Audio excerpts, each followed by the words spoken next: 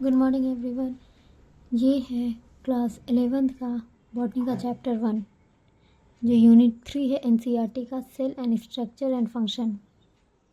इसमें 3 चैप्टर्स आते हैं, cell the unit of life, दूसरा बायोमोलिक्यूल्स, तीसरा cell cycle and cell divisions.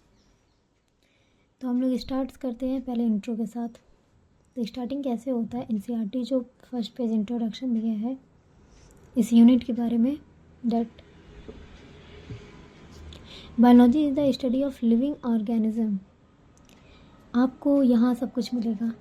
आपको पूरा एनसीईआरटी का एक हिंदी मीनिंग मिलेगा और एक शॉर्ट रिवीजन, क्विक रिवाइज के लिए मिलेगा, जो कि नीट वाले बच्चों के लिए बहुत फ़ायदेमंद है।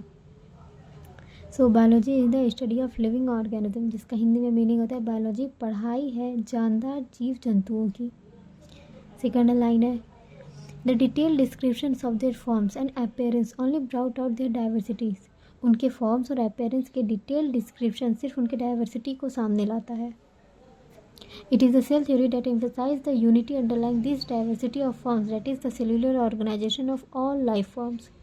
ये सेल थ्योरी था जिसने बताया कि चाहे ऑर्गेनिज्म कितनी भी अलग दिखते हो, सबके बेसिक स्ट्रक्चर एक है, सभी लिविंग बीइंग्स सेल से बनते हैं।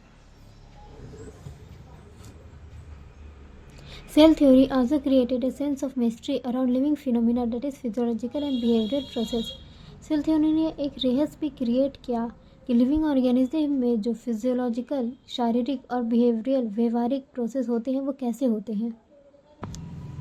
This mystery was the requirement of integrity of cellular organisation for living phenomena to demonstrate और ऑब्जर्व। ये रहस्य को समझने के लिए ये ज़रूरी था कि लिविंग ऑर्गेनिज्म में सेल्स के एक साथ मिलकर एक ऑर्गेनाइज सिस्टम बनाए, तभी इन क्रियाओं प्रोसेस को देखा और समझा जा सकता है। In studying and understanding the physiological and behavioural process one can take a physiochemical approaches and use cell free system to investigate. इन प्रोसेस को समझने और पढ़ने के लिए साइंटिस्ट ने एक फिजियोकेमिकल अप्रोच अपनाया, मतलब फिजिकल एंड केमिकल रूल्स को यूज़ करके स्टडी की और कभी कभी सेल फ्री सिस्टम में भी टेस्ट किया। This approach enables us to describe the various processes in molecular terms. इस तरह हम बायोलॉजिकल प्रोसेस को मॉलिक्यूलर छोटे एटम कंपाउंड लेवल पर समझ पाते हैं। This approach is established by analysis of living tissue for elements and compounds. ये अप्रोच लिविंग टिश्यू के एलिमेंट्स और कंपाउंड्स के एनालिसिस के द्वारा इस्टेब्लिश्ड किया गया है। It will tell us what types of organic compounds are present in living organism. ये हमें ये बताता है कि लिविंग ऑर्गेनिज्म में कौन सा ऑर्गेनिक कंपाउंड जैसे carbohydrate, proteins, lipids, nucleic acids होते हैं। In the next stage one can ask the question what are this compounds doing inside a cell. अगले स्टेज में ये सवाल उठता है कि ये कंपाउंड्स के अंदर क्या काम करते हैं, ये कंपाउंड सेल्स के अंदर क्या काम करते हैं, and in what veg they carry out growth physiological process like digestion, excretion, memory, defence, recognition etcetera. और ये कंपाउंड्स कैसे digestion, excretion, memory, defence, recognition जैसे बड़े फिजियोलॉजिकल प्रोसेस को चलाते हैं। In other words, we answer the question what is the molecular basis of all physiological process। दूसरे शब्दों में हम क्वेश्चन का आंसर देते हैं सभी फिजियोलॉजिकल प्रोसेस की मॉलिक्यूलर मतलब एटम और कंपाउंड लेवल पर बुनियाद क्या है। It can also explain the abnormal process that occur during any disease condition. ये अप्रोच ये भी बताता है कि जब कोई डिजीज होती है तो सेल के अंदर एबनॉर्मल ग्रोथ प्रोसेसेस कैसे होती हैं।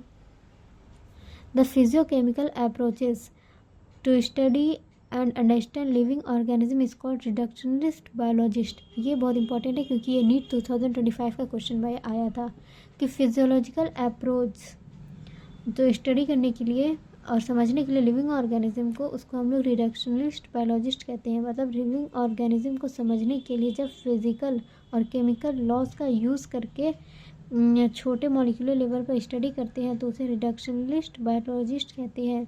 और reductionist biologist is where the concepts and technique of physics and chemistry are applied to understand biology। मतलब reductionist biologist वो है जहाँ फिजिक्स और केमिस्ट्री के कंसेप्ट्स और टेक्निक्स का इस्तेमाल करके बायोलॉजी को समझाया जाता है।